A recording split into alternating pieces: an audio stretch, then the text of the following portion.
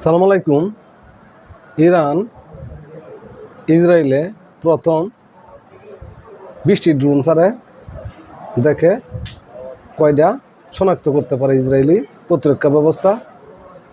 যদি দেখে 20টা ছাড়ার পর 10টা শনাক্ত করতে পেরেছে, তাহলে বোঝা যাচ্ছে এই লাইনে তারা হামলা করবে না, বিকল্প লাইনে আবার হামলা করবে।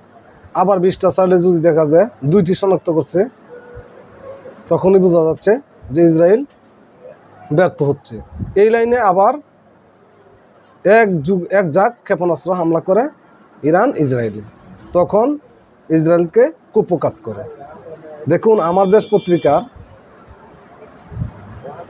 অনলাইন থেকে প্রধান শিরোনাম, ইরানি ড্রোন প্রতিরক্ষা ব্যবস্থা ভেদ করায় বিস্মিত ইসরায়েল।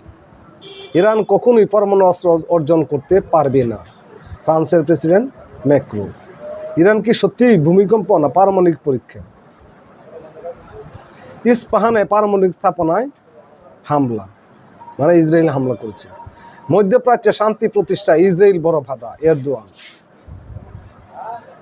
মানে ইসরায়েলের জন্য মধ্যপ্রাচ্যে শান্তি প্রতিষ্ঠা করতে পারছে না। ইরানে ইসরায়েলি হামলা নিন্দা আরব লীগের। নেতানিয়াহু চিরকাল ক্ষমতায় থাকতেই ইরানে হামলা, ক্লিন্টন।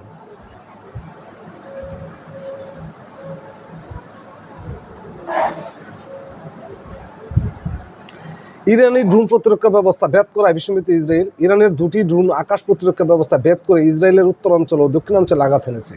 বিষয়টি স্বীকার করে ইসরায়েলি সেনাবাহিনী জানিয়েছে এটি একটি বিরল ঘটনা, যেখানে ইরানের একমুখী আক্রমণাত্মক ড্রোন সফলভাবে ইসরায়েলি প্রতিরক্ষা ব্যবস্থা অতিক্রম করতে সক্ষম হয়েছে।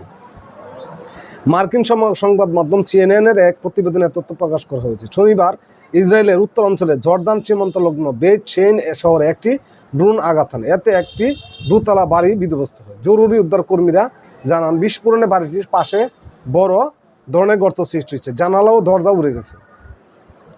ইসরায়েলের এক সামরিক কর্মকর্তার মতে গত সপ্তাহে ইসরায়েল ইরানে হামলা শুরু করার পর থেকে ইরান হামলার জন্য হাজারেরও বেশি ড্রোন পাঠায়, যা লক্ষ্যবস্তুতে পৌঁছানোর আগেই নিষ্ক্রিয় করা হয়।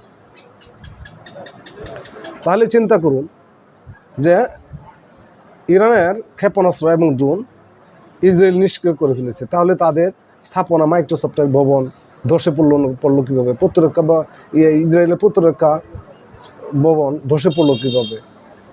তাহলে চিন্তা করুন, ইসরায়েল কিন্তু ক্ষতিগ্রস্ত পালায় পড়ছে, এখন বিভিন্ন রাষ্ট্রের নিয়ন্ত্রণ থেকে চলে যাচ্ছে। সবাই ভালো থাকুন।